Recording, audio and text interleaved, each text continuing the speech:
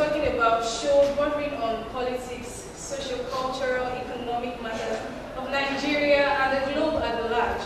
And so, for starters, as today, we'll be talking about the trending issue. We all know about it some way, somehow, and it is this menace called modern day slavery.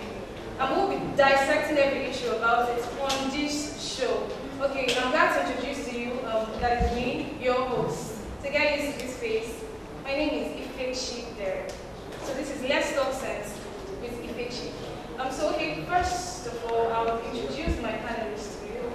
On my left, right, far left, I have Mr. Agukre.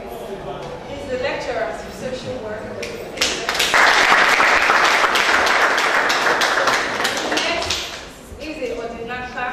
Student from the History and International Studies, University of Nigeria. This is also Ms. Choma Abuba, a lecturer from the Department of History and International Studies. Right, on my right hand, I have CEO of Reach Media, right? Mr. Charles Njoko. This is your She came all the way from Enugu. She's from Faculty of Law. Please make one. Thank you. I'm so glad to have you guys here. I'm elated, especially. You know, I got this idea. Let's talk sense while I was sweeping. So you should be sweeping. So you have ideas coming to your head. I was sweeping and then voila, I just looked to Chiboy, my brother. What's up? The Let's Talk Sense. I have this blah blah blah. He knows this is one of my hobbies. Intellectual interactions and all, and said, this is someone that doesn't like anything apart from football. And then the first thing was awesome. I was surprised that coming from him especially, I just knew this was going to be a reality. And thank God for Chikweze, CEO of Holy 78, in conjunction, of course, with Robo for this beautiful place. I'm so glad to be here. Alright, so let's go down to the main thing again. Okay. Before that, let me just get feedback. When I asked you to be part of the show, I don't know, what was your reaction, Miss Choma? Okay, I was actually impressed. Yes, when I heard about what you have in mind to do, because it is one of the open source of this era, the issue of modernism. In fact, the issue of slavery. No matter how you put it, slavery is slavery. And the bizarre practices that we are seeing, we are hearing about. So the fact that you want to put it out there and let people get more aware of it was actually impressive. So I was impressed. Thank you very much. And let me get, Mr. Agu, let me get your view. When you heard about it, you know, but the first thing you told me was, first of all, I'm in. I was so happy. You don't know what those words meant to me. But let me get your reaction. What's Okay, I think particularly it should be in regards to the entire package, which is the initiative. But I think I'm very much interested in the topic. Maybe on further notes, I would definitely be interested in the initiative as well. But for the topic itself, surprisingly, toward the end of my master's degree program, my supervisor told me, Prince, you're going to change your research area. And I was like, what? Because I'm into social policy, and particularly, I'm very much bothered about the Niger Delta issues. That's petrol violence, oil violence. So, and she said, you change your research area. And I was like, to what? She said, to migration. And I went back home that day, you know, took my time to think about issues of migration. That was when I started doing in-depth studies on migration. And currently on some sort of introductory PhD work with some persons outside of Nigeria. And it has to do with particularly sex work migration. So invariably, I was like, okay, this is quite timely, and it's a coincidence with my PhD research area. And I think this will definitely afford me the opportunity to, make you guys know some of my reviews, some of my findings, and so on and so forth. Yeah. Thank you very much for obliging my request. I am grateful. We are aware about the issue of migration. In fact, that's the main reason we can hear of this menace. We like call it menace, no, re-exit. Many of us, many immigrants from Africa especially, Asia, Mexico, and the rest, they're complaining about the issue of immigrants. Why? Because Britain wants to leave the European Union, and this is because of the menace immigration.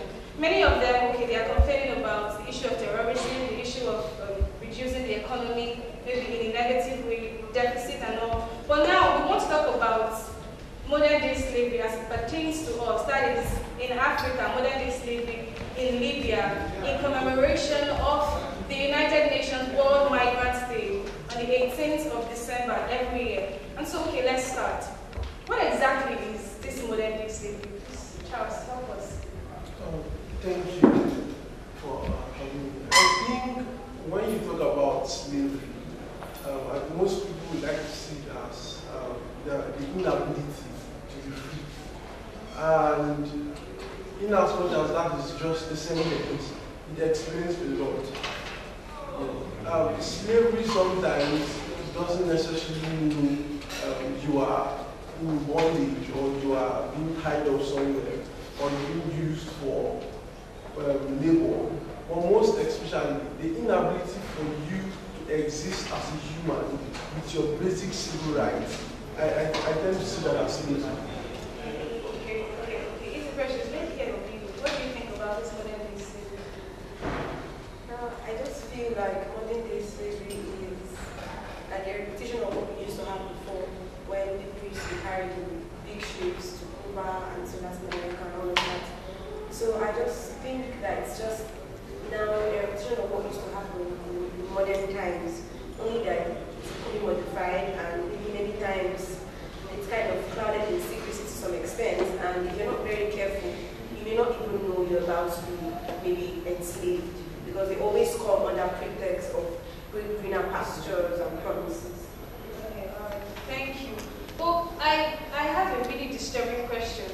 Why is it that it was after we had this viral CNN footage that the whole African leaders started taking notice of this? But this thing has been happening way back, years back.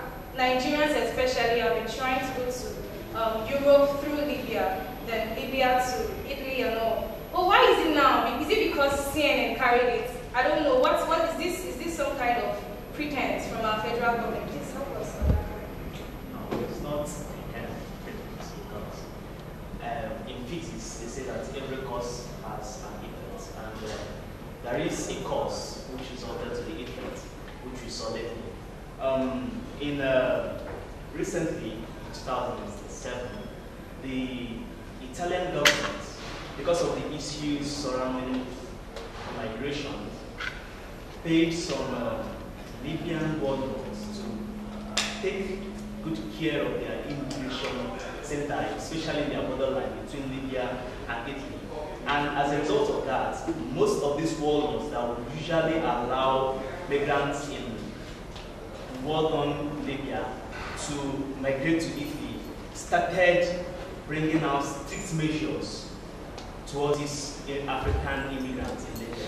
And as a result of that, most of them, about 7,000 of them, according to United Nations statistic report, could not find a place to be. So most of them were captured, and when they were captured, they were auctioned in the market and all that. So that was why that's report you see that you see that was why it came about. That was why it became as if African was initially blind about what was happening, but it hasn't happened. But this issue of CNN coming out and then the whole world is listening, don't you feel that there is a need for some sort of media house in Nigeria that is as powerful, or Africa that is as powerful as CNN? Because there is a beauty in technology and there is a beauty in name and influence. until CNN said something about this. I never knew the effect, truthfully. So I don't know, I want someone to give, please, let's hear you. I think, first of all, we should look at our media houses in Nigeria, universities.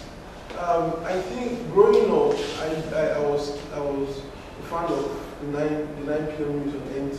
My dad always had that on by 9, no matter what program we were watching as that day.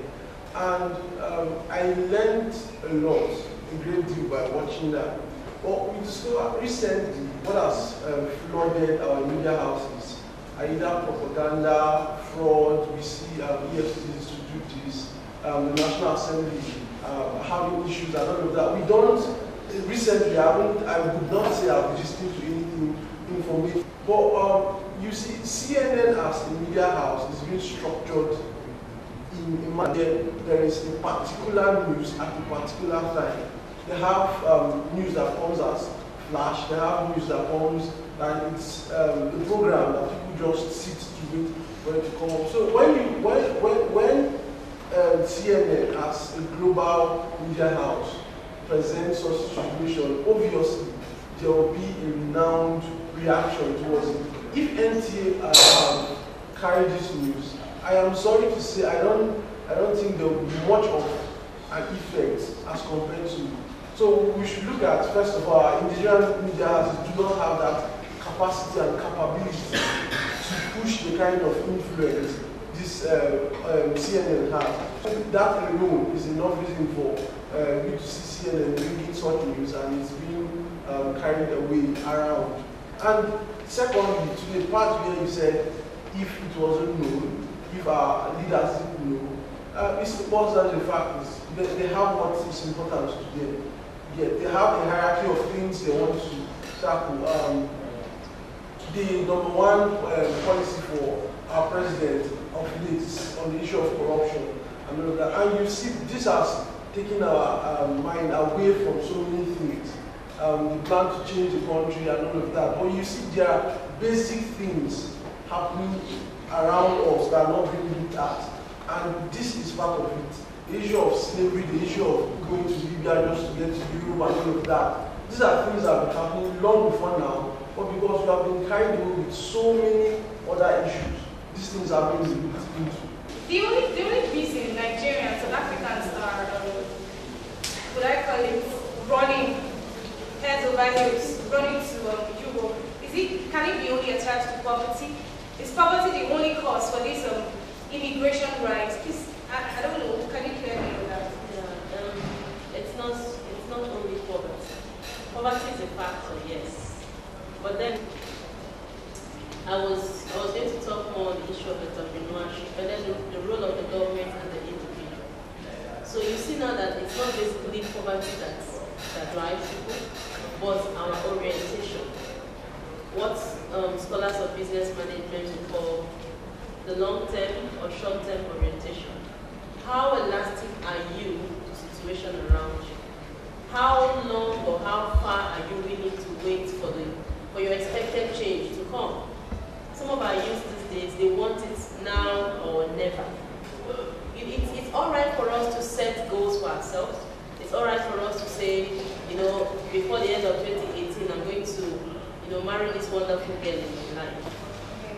But what if it doesn't happen that way? Will you want to go the extra mile as far as getting to Europe through land routes so you can make money and come and make your people happy? I think we should always re-strategize. If it doesn't work, we give ourselves room for more opportunities. Now, long-term orientation is a situation where people are able to wait for an investment to mature. Not just an investment, it could be a plan, it could be your dream, it could be something you've been working on. You give it time. Time heals all wounds, okay? And then short-term orientation is when you want it between now, and if it doesn't happen, I'm taking the B course, I'm taking the plan B or plan C, and who knows what the other plans could be. And then there's this issue of track. Again, I'm going to refer to business management and development studies, because that's where you get some of these terms, and they apply to our everyday life. The issue of track, TRAP. It could be success track, it could be failure track. here you see when there's a success trap, some people tend to relax when they have achieved certain, things in their endeavors. They relax and they don't follow the new trends. They don't have that dynamic abilities to change with changing times. And then before they know, they're not able to meet up. And sometimes if it's in business, they go bankrupt and then they look for other alternatives. Going to Europe is an alternative. It's as an alternative to what we cannot get. We think when we get out there, we're able to get it. Then failure trap is what applies to us mainly as youth and as Nigerian, as African youth. The failure trap, as the name goes, you encounter a failure, you encounter limitation, you encounter a gridlock in what you're working on, and then you feel there's no need to continue. It's sort of tied to the long-term or short-term orientation. And then you throw in the towel. Most people who undertake those treacherous journey, those dreaded, I do not really blame them 100%. But I'm thinking that if we can actually keep giving ourselves opportunities to re-strategize and try again, we may not have to take those alternatives. So it's not basically poverty, but how we handle poverty. Yeah, how we actually handle. Briefly, I want to say, I've told my students and I keep telling people that about my experience, how I got to where I am and how I may get to where I am going. I was offered a lot of alternatives. We live in the Niger Delta where you have a lot of white men around, and we're living around the port area. And then someone approached me one day and said, "You look like what my white man would like." Yeah. And then, she offered me a lot of things. If I could just follow her to her white man and all of that. She was trying to entice me to prostitution. At that point in time, I didn't have everything I needed. But I knew I was not meant for this. Okay? I had a long-term orientation. I had made my plans. I said I was going to get admission into the university. And if it did not work, I was going to go into business. And if I did not have money for business, I was going to borrow. If I did not have a lot of money to go into the kind of business I want, I was going to borrow as low as 10,000 or 5,000 naira to start anything. So what kind of orientation do we have? How do we manage the situation around us? That's what actually counts, not the poverty itself. Because I know these days the youth just want the sharp corner or the short way to make wealth and all. That's why you hear of the moral decadence today about the Yahoo. Many of us are just into it, and it's so sad. It's so saddening, and I feel that these days we just need a kind of mind structure, mind factor. These days we're saying not too young to run bill, right? It's crazy. When I see the SUG today, and then I say, no, I don't want these kind of student leaders to be the president of tomorrow. They're saying no, what do they even say? Tomorrow, youth are the leaders of tomorrow. But I don't buy into that idea anymore. Why? Because many of us are just more or less copying or imitating what these old cargos are doing. We have dropped the idea of moral, we've dropped the idea of working hard, that long term, to go to where we want to be. These days we just want shortcut. So I feel that the youth should have a kind of mind factor or a mind structure in our everyday life. So I buy that idea of orientation. You want to add something? Let me quickly clear certain facts. There's a run back to the CNN question. Okay. Then I can link it up to it. All right. Now, CNN wasn't actually the first media that got that info. Yeah. I think there was one of the mainstream media, named the media got that info, and social media popularized it, and CNN went there to investigate. Yeah, not necessarily to capture the footage of the whole stuff happening there.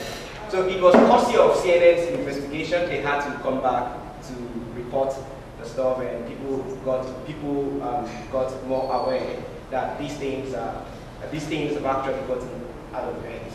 And that being said, the truth is, as she said, that she wouldn't want to blame the youth for all of these journeys, horrible journeys going through the Agadez part of Niger to the Sahara down to you know, it's very terrible. You know, I believe maybe more questions will definitely come here. We will in detail describe what this journey looks like and the amount of money that is being spent.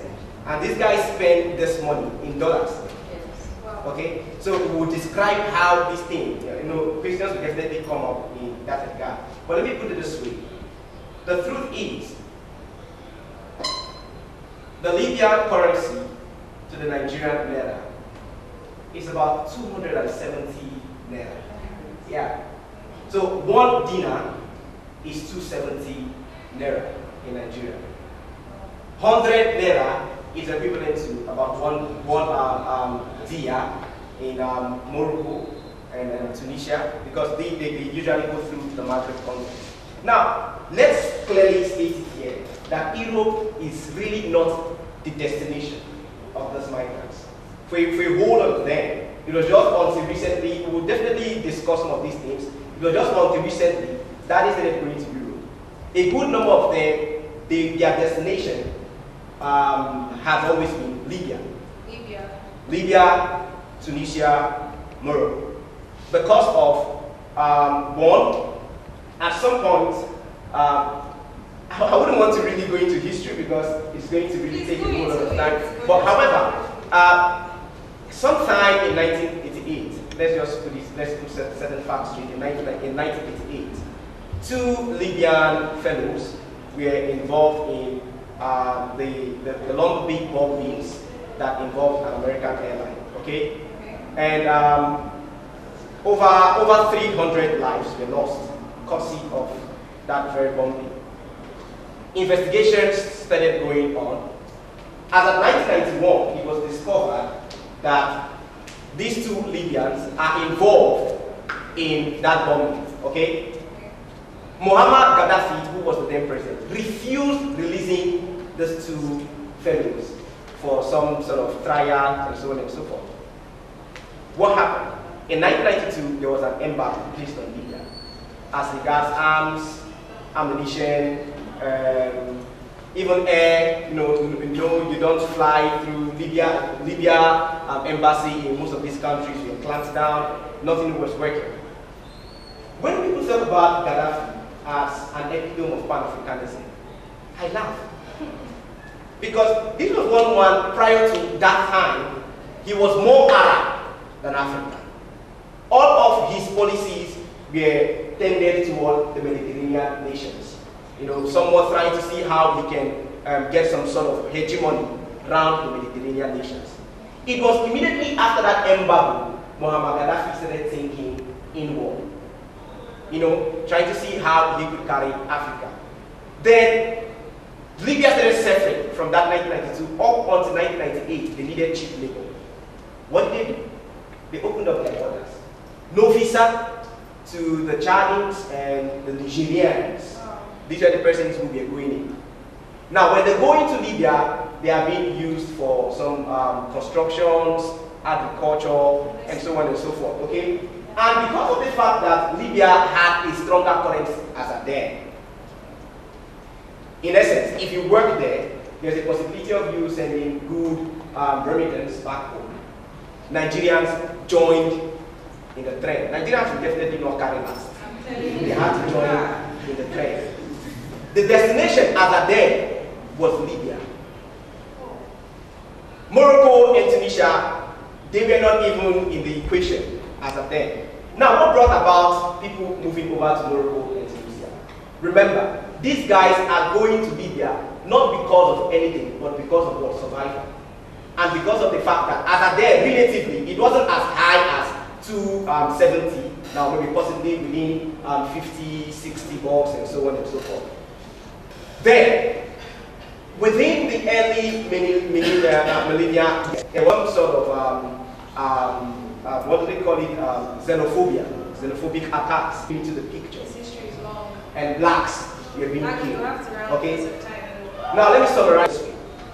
The truth is that people were going to Libya, one, for economic survival. And you wouldn't blame them. In fact, they are even very smart because of the fact that Libya actually opened up their borders. Cause of the xenophobic attack in Libya, Europe came into the mind of these persons. As a means of escaping, they were going to Europe to escape the killings ongoing in Libya. That was where they now discovered some of that routes to Tunisia and to Morocco. From where, if you go through Morocco, you get to Spain. If you go through Libya, you get to Italy.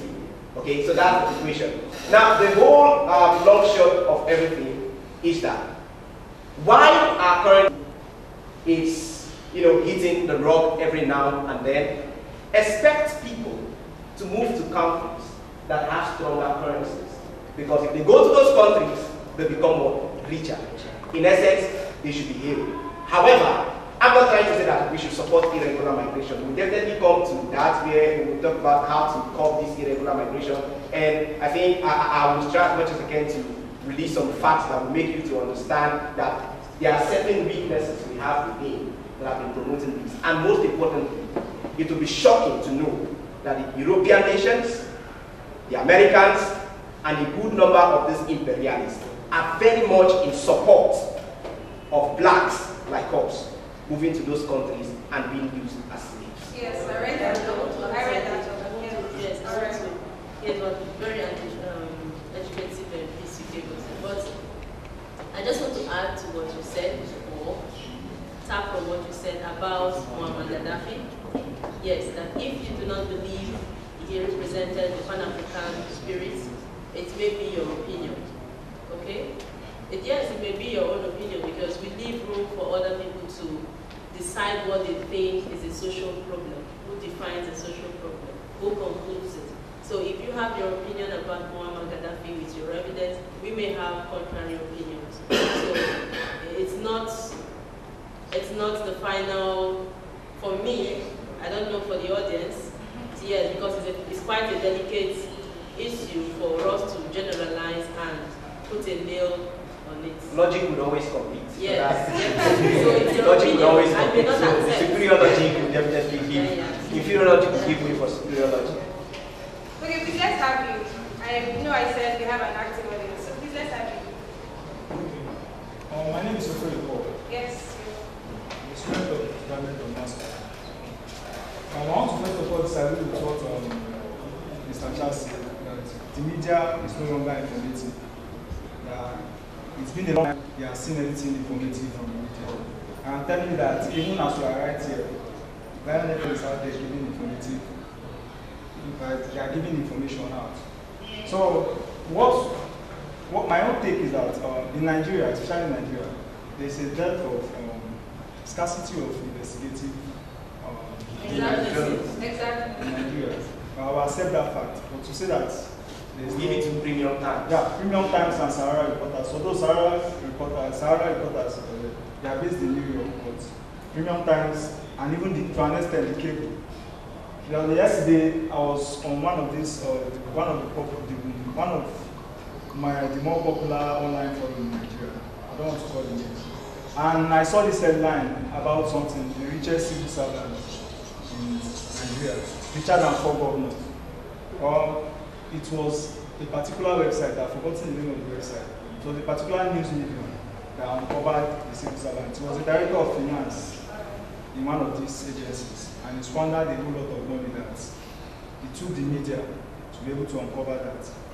So even if you are checking out, even if you want to check it, the CNN release that was, many people didn't get it directly from CNN. It was through this local media that most people now came to got it. Like me, I'm in school here. Where do I get CNN from? I read it from one of these media. Alright. Yeah, then the Muammar Gaddafi. Okay, it's brief about it. Okay. That is Choma said, the issue is quite complicated. If you ask some people, they will tell you that America, they don't help you if you don't help them. Yes. Libya has oil. There have been a lot of conspiracy going on in Libya, like conspiracy theories coming out to postulate different facts. If you meet some people, they will tell you that Libya has oil, US came for the oil, Gaddafi refused, they killed him. Why some other people will go with what Mr. Agu said? So it's quite complicated. Okay, that brings me to the next question. That brings me to the next you have something to say. Yeah, before the next question, I wanted to react to what he said.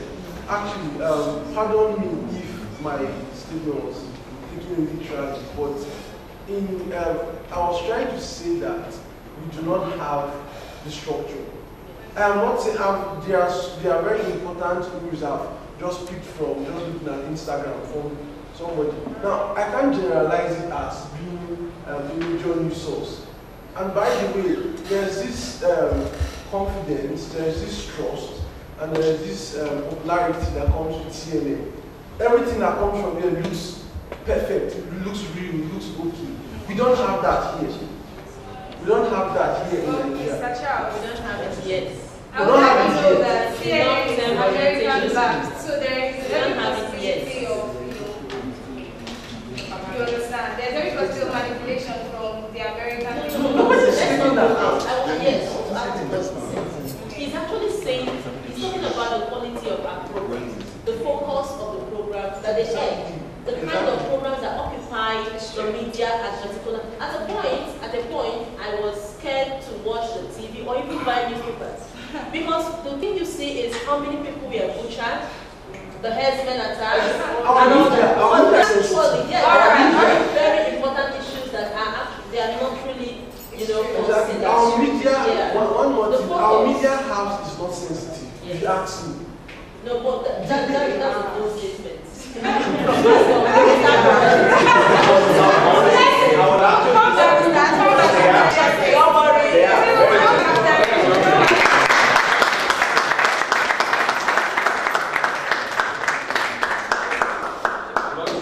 Let's talk about modern day slavery as it pertains to us. African was initially blind about what was happening. No matter how you put it, slavery is slavery. It will be shocking to know that the European nations, the Americans, and a good number of these imperialists are very much in support of blacks like us moving to those countries and being used as slaves. These things are being The Nigerians will definitely not carry us. Nigerians especially have been trying to go to Europe through Libya, then Libya to Italy and all. Going to Europe is an alternative. Yeah, they travel, legally. But what they do is that their visas have been forged.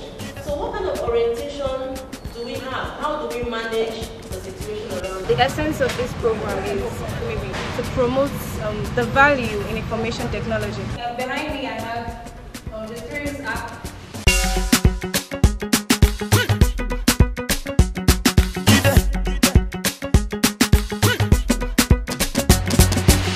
My country people, yes, them go talk.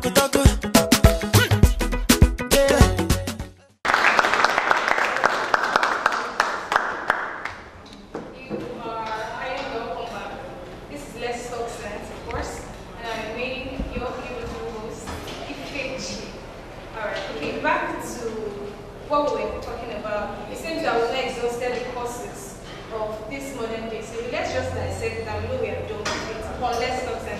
So, Dr. Charles is telling me there are still more things about this. So let's just summarize, we don't have time. Okay, in summary, I think we talk about poverty as a cause, we talk about education.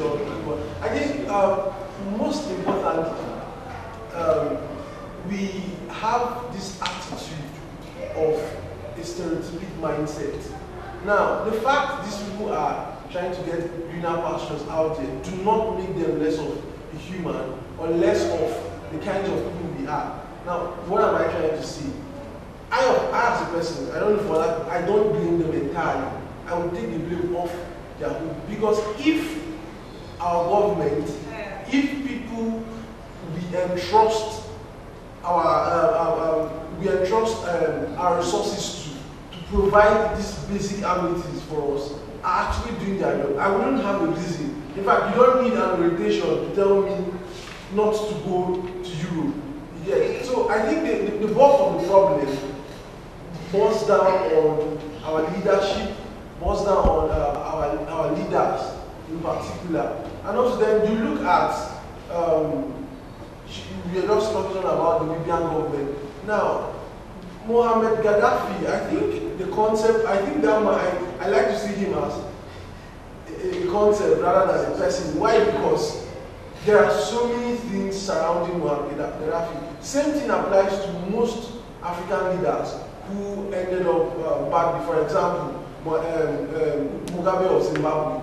Now, these people, if you check them, at some point before now, there was something resonating about them. There was something about them that the people love. I was listening to one video on social media, and someone was saying, go and ask the Libyan people. They liked Gaddafi.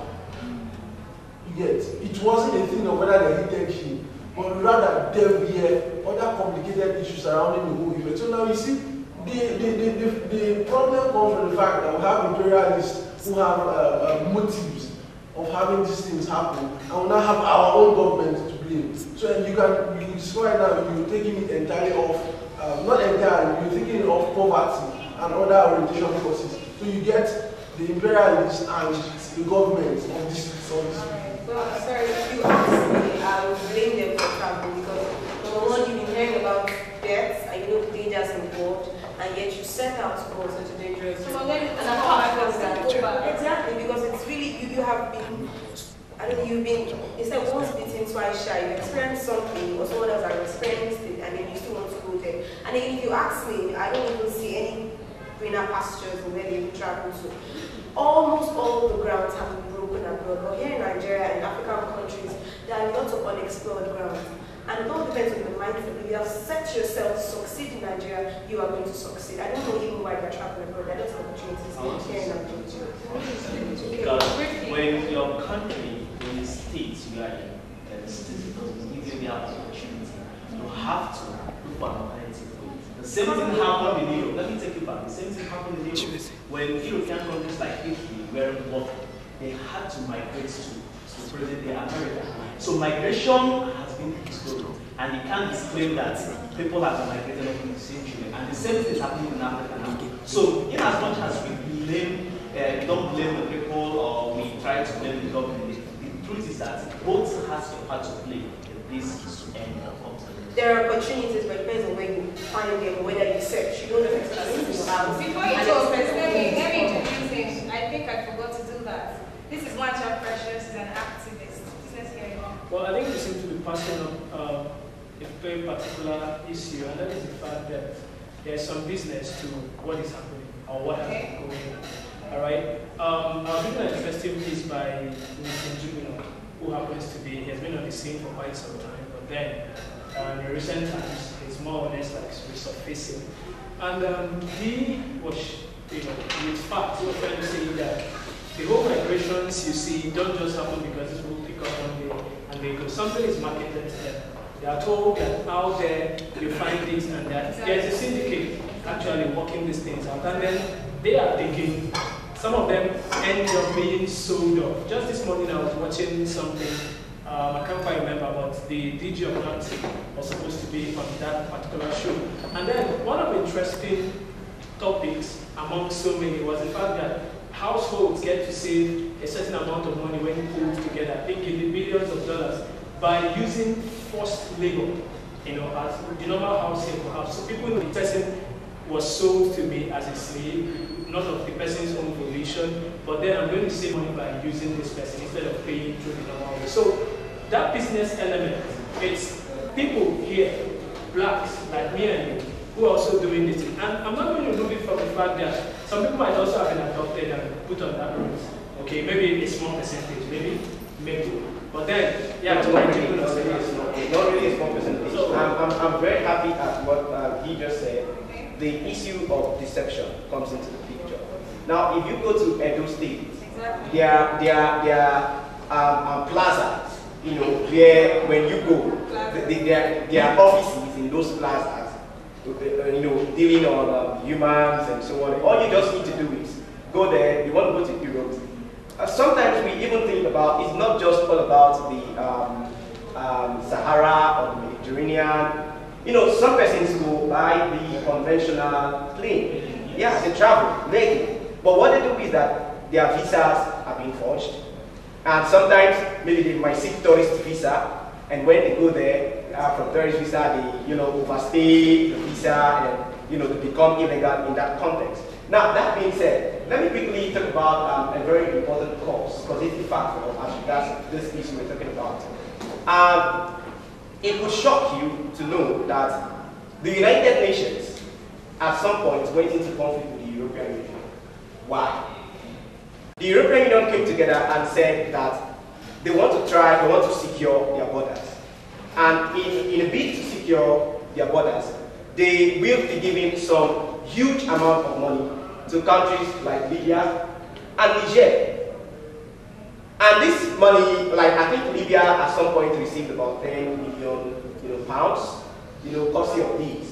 All they just need to do is, please stop these guys from coming over to Europe. Remember, like I said, that initially Libya was a point of destination. And if not because of the xenophobic attack, these persons will still have remained in Libya. So they were just, going over to Europe. Now, Europe came to realize that these persons are actually good for cheap labor.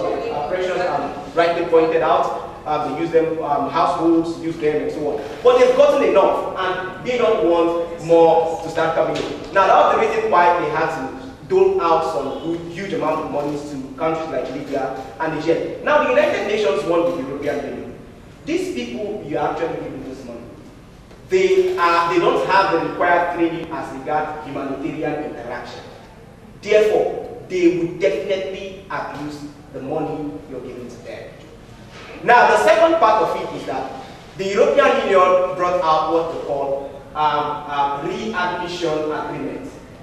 Okay? Now, this readmission agreement is that people they deport from Europe,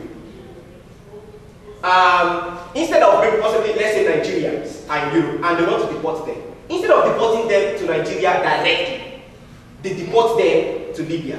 Because Libya has readmission agreement with Europe. Am I communicating? Now, at the end of the day, what happens is that this money is being exchanged. Apart from the readmission agreement, Libya keep these people, do whatever you want to do with them. What we'll do is that we'll give you money and we'll equally give some of your citizens work permits when they come over to Europe.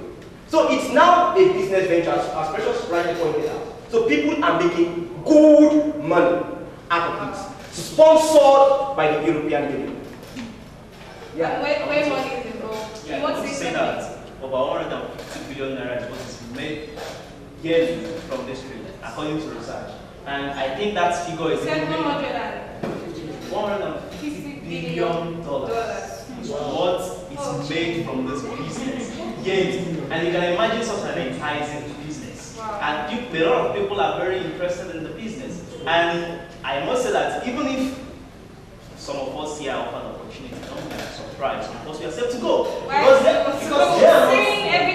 are not told before this, they are not told that they are going here as holders of say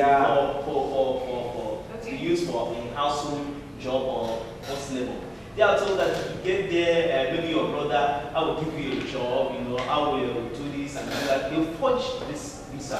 And when you get there, you see how that's not together. Sorry, beyond that, let me just chip this in. If 100 people go and Kechi and Olama, for instance, to come back and build houses for their mom and dad, do another 200 will go. That might be what has happened to the United States. It's true. So it's true. In essence, what Precious is trying to say is that the culture of the African man that is founded around materialism is very principal to this whole migration issue. They will tell you, your father will tell you, you can't do what your friend is doing. Go to Edo State and see what they tell those young guys. And interestingly, you don't know what that your friend is doing. It's when you get there that you know. When you come back, you also tell the people around that this is what they do. Surprisingly, watching the tape and hearing of confessions and all what Nigerian syndicates are doing, they tell you no brother in the jungle. It's so sad that this issue or this phenomenon called Afrocentrism or even Pan-Africanism, we don't bear it in heart anymore. Was he ever there? Or has it been lost totally? I don't know. Is there any trait of brotherhood among African brothers and sisters that we said our own brothers? I think, for me, if you ask me, this problem joined together with others are part of the propaganda or the theories that are being postulated for us to keep our eyes from the real problem. Why would you tell me Pan-Africanism when even in Nigeria there is nothing like oneness? You get, so I think, yes, Pan-Africanism is the theory in context itself, without attaching anything, is probably something that will help foster continental development and unity. But have we in retrospect looked into the individual causes of why an Igbo man and an Hausa man can never trust themselves or be together? If you are able to handle that factor in question, then we'll start talking of Pan-Africanism. But you can't tell me because I'm Nigerian. Okay, for example, let's look at Nigeria and Ghana. We all know the story, both on social media, everywhere. Nigeria and Ghana, they always attack themselves. We have our used to be favorite artist, Mr. Easy. He recently, was it before yesterday, somebody posted reviewed that Mr. Easy has lost 75 million naira from the time of his Nigerian Ghana incident till now. Wow.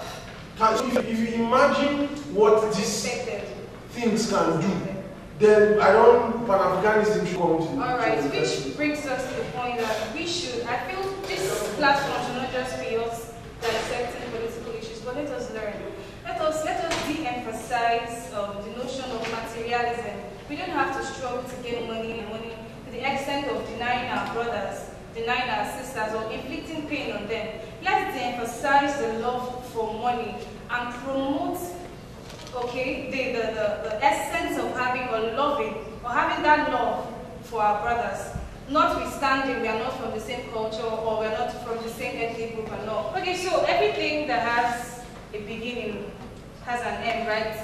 Yeah. So is there any plausibility that this modern day slavery will end? What solutions regarding this have people, brought about?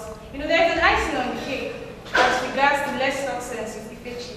We're introducing to you science, technology, innovation, entrepreneurship, these things, these pillars, we're introducing to them because today's world, if you don't talk about technology, you're talking about nothing.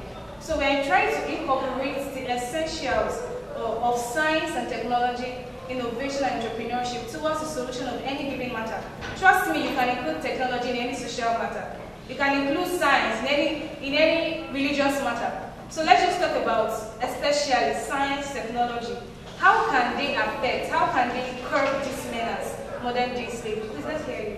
Yeah, the information technology is very powerful, and there is saying that presently that we are in the information age, where information is power. Now, if information is power, we can apply it to this problem we have. Because this problem, I see it from a perspective that maybe the entire populace of Africa have not been able to be exposed to the harrowing experiences that these people that go to Libya and then find their way to Europe. Okay. Fine. So they've not been able to, get sources to tell them that this and this is what is going on there. Now, I feel that the ICT should come in this place. They should be able to cover, even the media, to cover some events which hitherto have been hidden, just like what's happened in CNN footage. And I believe that the media can develop, local news networks that will run around Africa, exposing the evils of this act to the local villagers who doesn't know much about what is happening, especially in our grandmoms in the villages, so that they can be able to educate their children that we should find a solution here at home and not. All right. Any more? Yeah, it will also shock you to me. I was reading yesterday night. There was this article on the Hill, an American news outlet. The Hill, like H-U-G-H. Yeah, the Hill, H-I-L-L. So now, he said that technology is a major cause, and technology can also be the solution. Okay. When I saw that statement, I was shocked. How can technology be the cause? So, but when I read that, this is what was expounded. Technology is a major cause because people live here. The more developed world is facing pressure from the underdeveloped world to utilize that technology. And you see, as a result of that, people want to migrate to those places to enjoy those things, and it results into the issue they are trying to solve now. Now, technology can also be the solution in the sense that what if we employ the technology of the Chinese in rice farming? Chinese would have just a farmland of rice, let's say, of this area, and trust me, that land would feed millions of people. What if we employ agro-technology in having food supplies in ample amounts? Because till date, I don't think there's any agro-technology Nigeria is using to curb an issue of food security and all of that. What if we have those things so that people, because when you have enough, first of all, let's have enough before we talk about those who are ambitious. Because trust me, there are people who are not ambitious. They just want to live a normal life, not do anything. What if we have enough? Because right now, Nigeria, we don't have close to even enough. So you see, technology is a problem in one way and also a solution. I would have loved to ask a question, but for want of time, are you saying food security is a problem in this country? I rather think from available facts, yes, we might not have enough, but I rather think food security and population issue is a more pressing thing in some of those places where people want to run to, and that's why they're being pushed back in some instances. But then, coming back to technology and then solution generally, I think at this point, one of the things I hope that forums such as this one achieves is to come up with actionable ideas among the young people that we can go out with. I just spoke at a similar forum where one of the things I stressed was when we sit down and listen to these things as young people, we can all be involved in the activism that will produce results, okay?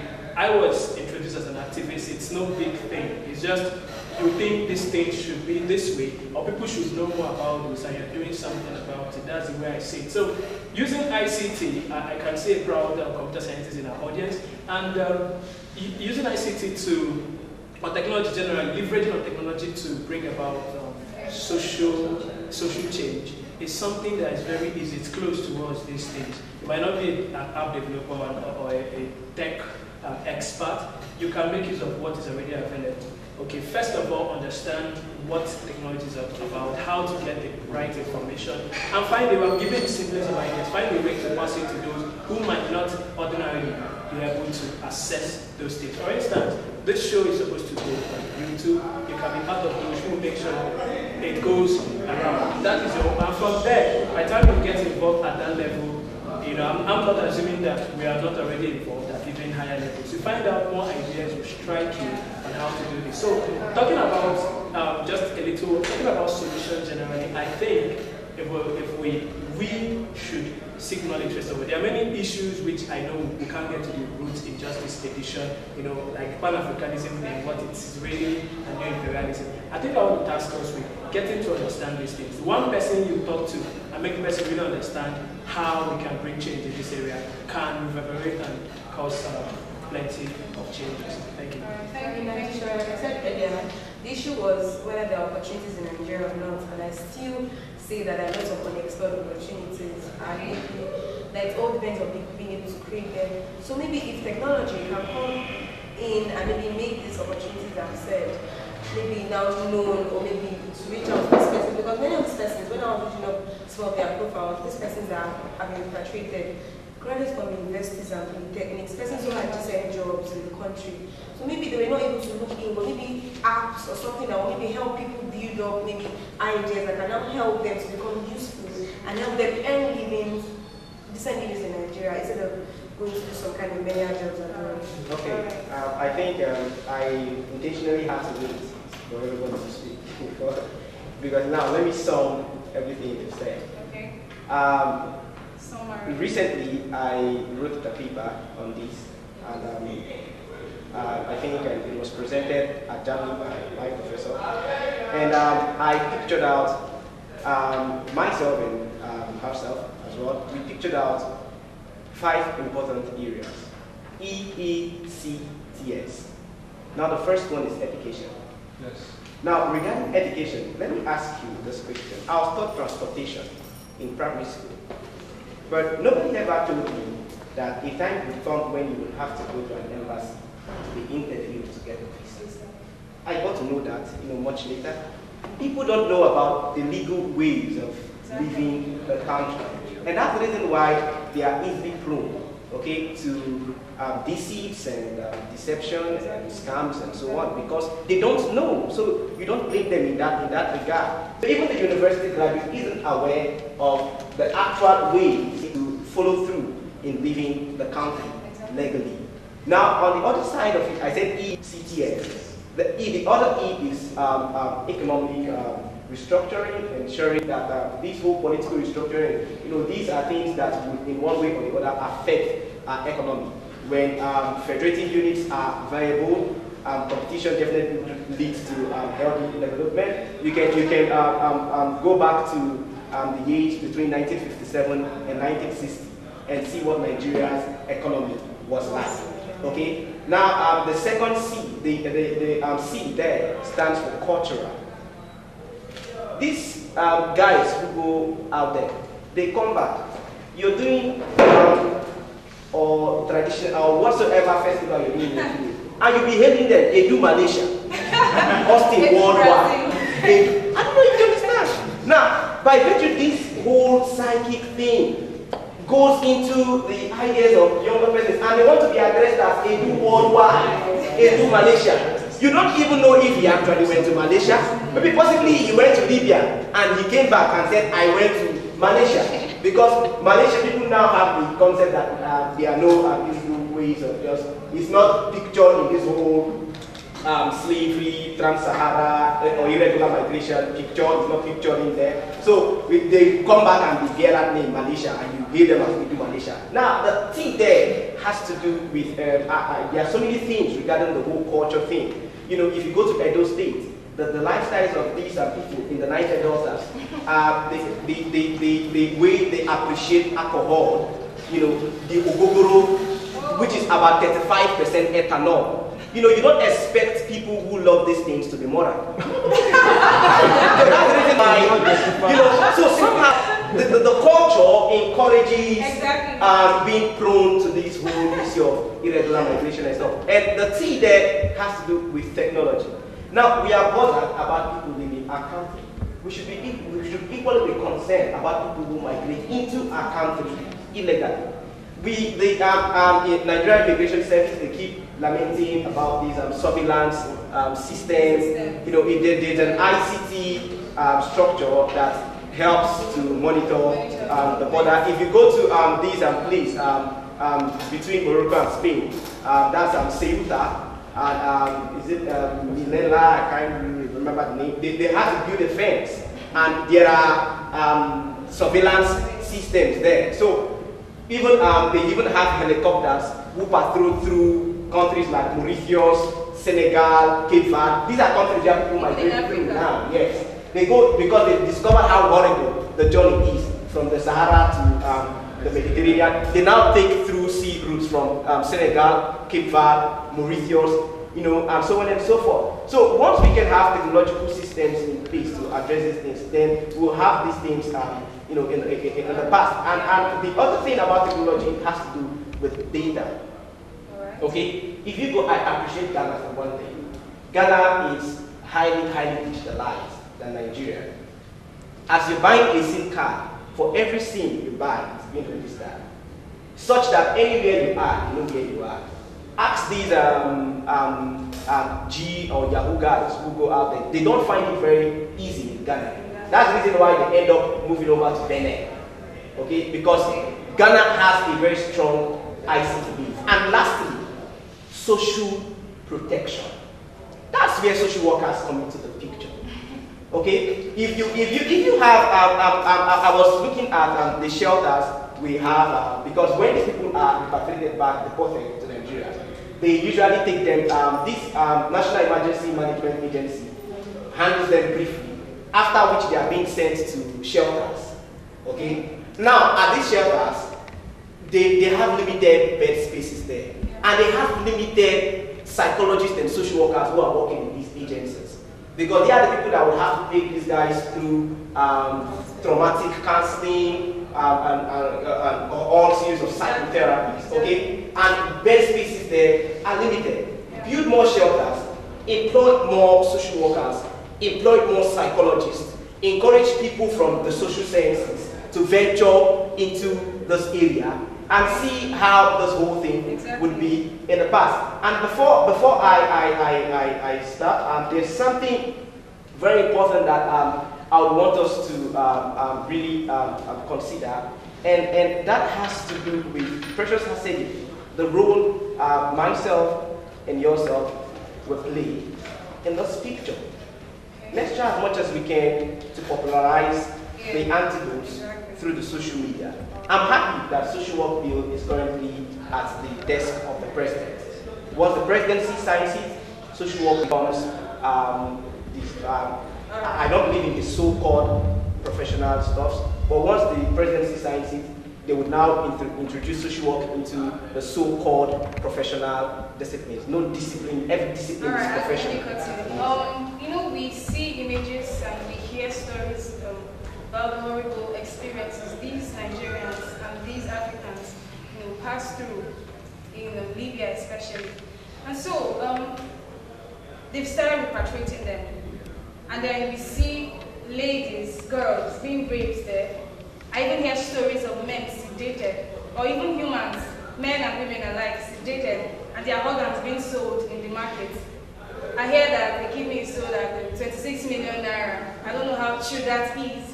And these ones come back, they are being repatriated, and then on the plane I'm seeing people, you know, on wheelchair, people with crutches and all, which means they have passed through so many things there. Women are coming back with children, and people are also pregnant. So I'm saying it's just a speculation. I'm a historian, excuse me, but it's just a speculation. Is there any need to quarantine these people that are coming back? Because I know they are coming back. There is every possibility that they come back with diseases. These people are raped, you know, by mindless people, and so there can be everything and anything. Like I said, is there need to quarantine these people? There are keep them in areas, shelters. Like I here said, in Nigeria. Yeah, like I said, there are shelters in Abuja, okay. There are shelters in Edo State, but these shelters are being managed by non-governmental organizations. I think NAPTIP has one, in as much as the national, World Clef has. But however, one funny thing about this thing is that the people who voluntarily decide to come back, the country of destination, usually Europe, gives them what they call reinsertion packages. Like something that they can use in starting up life when it's done. But that money does not go into the account of the family. It goes into the account of the NGO. Now, after you stayed for some time, the NGO does not give you that money. The NGO takes you after maybe staying for some time, because more persons are coming, so you have limited time to stay there. Wow. Okay, that's by what you're saying. Like, if you want to quarantine, you need more shelters because there are more persons coming. So what they do is that the reinsertion package being given to them, they take you to the market by themselves, and you buy whatever you want to buy. Then they discharge you, tell you, buy. Now that person goes back into the street. Remember, a good number of them usually go to money to travel. Yes. They go back into the street. Somebody hears that this fellow is returning from Obodo Ibo. They become potential victims of robbery. I've heard stories where a good number of them, they rob them. Now, those persons find it very difficult to go back to the NGO because they've been chased out of the NGO due to the fact that there is no space. Now, because of the fact that there is no social protection, what happens? There is a possibility of this person being re-trafficked. I don't know if you see the trajectory. There is a possibility. So they go back willingly. They go back willingly to say, take me back to where I'm coming from. It is better I die. Saying the structure of Nigeria, is this an endless cycle? I think it's going to eventually be an endless cycle if not resolved. What I'm saying to is, let's look at the Federal Character Commission. Is there even any space or is there any place where people like this are being considered in the Federal Character Commission? Because what I'm thinking, I think the probable solution is if the federal government can come up with a parastatal, it's solely for establishing these people into the society. Reintegration. Because you can't allow these things for the NGOs are out there for business. For business. Yeah. But if the federal government can look into this, could be a probable solution.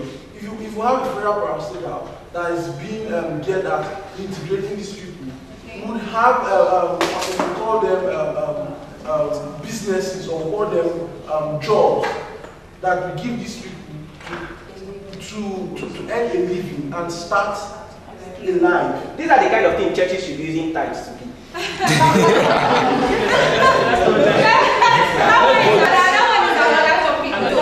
issue of tithes. Because he has been trending on social media. It's worthy of another topic. Like, pastors to send their jets carrying to refrigerator. I'm telling you. But because for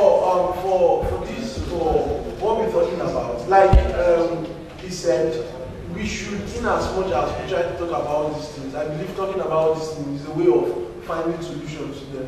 We should also join in the struggle. As audience, we might one day come and sit as panelists, but as the publicists, help and share it to social media, let people know that something like this is being talked about. There are people out there who would give anything to be here just to listen or to even share their ideas. And also we should look at, I'm someone who is, I think I have the respect for information and resource and information medicine, because you don't know how much you can gain until you know.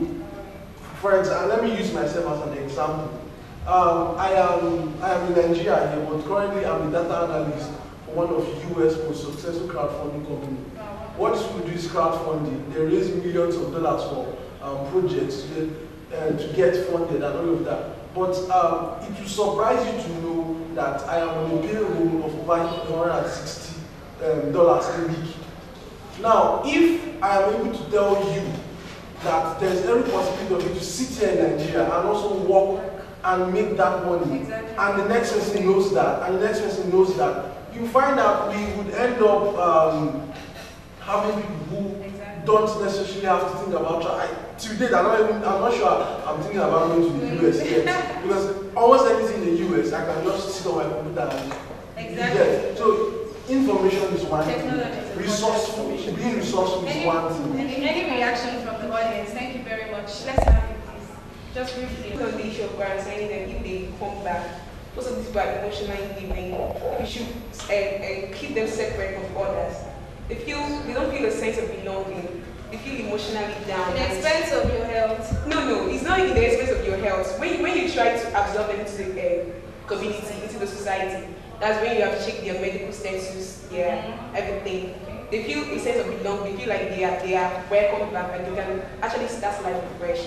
So when you keep them outside, when you quarantine them, it makes them feel more emotionally down, and they might think of taking their lives. I raised the issue of quarantine because of medical issues and all. But do we have any other reaction? All right. Like I said earlier, there is an icing on the cake. This show is not just like the conventional shows you meet on TV.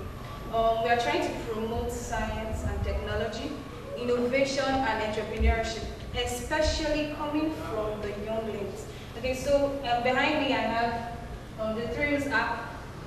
Nobody's paying me. I'm promoting it. It's a personal mandate. I love when young people do this. I'm the student of the University of Nigeria, Faculty of Engineering.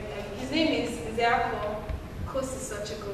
And he has created this Thrills app. It's very wonderful. I downloaded it. Immediately he told me about it because, on this Thrills app, find any event that's happening around. You can even see Let's Talk Sense, the venue and everything. Just upload. You can upload it yourself. You're not paying. If you have an event that you're hosting anywhere, anytime, put the event, put the location, and then people will turn out. So it's an innovation. Just find a problem, a loophole in the society, and create a solution to it. You've created a job for yourself. You don't need to pass Libya and pass to the Mediterranean. For what? For what? So let's just think deep. We don't have to go through shortcuts and this to make money or ends meet and all. We are humans. Let's think. That's why we are educated people. And so that brings us to the end of this edition. We've not exhausted our points, trust me. We've not exhausted. We can't even exhaust this because we are intellectuals. We are bringing in, solutions from diverse areas, even where people have not thought of. And so, okay, I remain your host, Ifechi, and you can find us Let's Talk Sense _ on Instagram, Let's Talk Sense on Facebook, and every other social media platform. It was really nice talking with you. I'll see you on the next edition.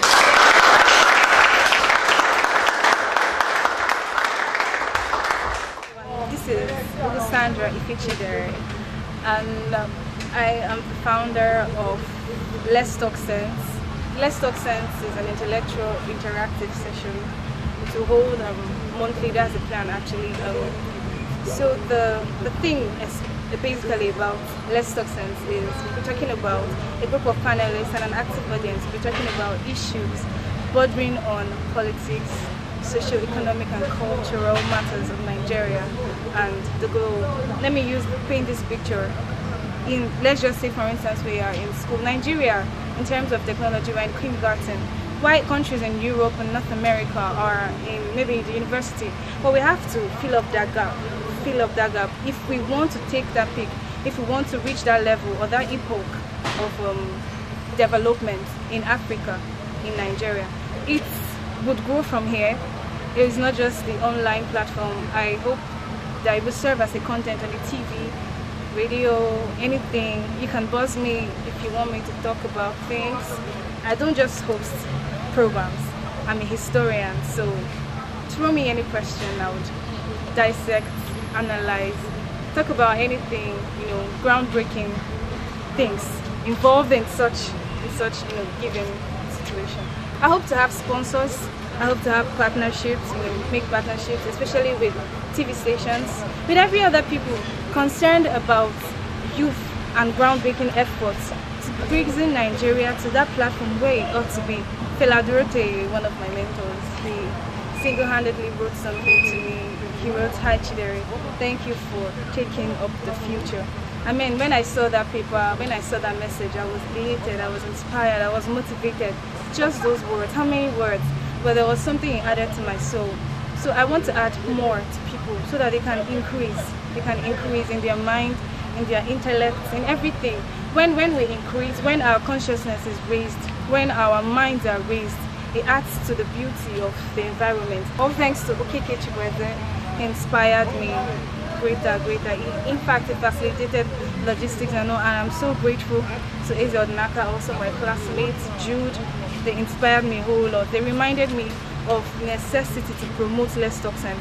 And also to Rohob, Mr. Charles, the manager, Uche, my friend here, and Incubity. I'm so elated, I'm so thankful to them. Rohob is such a beautiful scenery, right? And it's a hub for creating minds. I'm so grateful to God Almighty. Did I forget him? No, I did not. He's been wonderful. He's been everything. I'm grateful. All right, God, thank you. I love you. Today, now and forever. I love God. And so, stay tuned to Let's Talk Sense. There'll be more and better editions. Forgive the irregularities that came with this one. I promise there will be changes made. Thank you very much.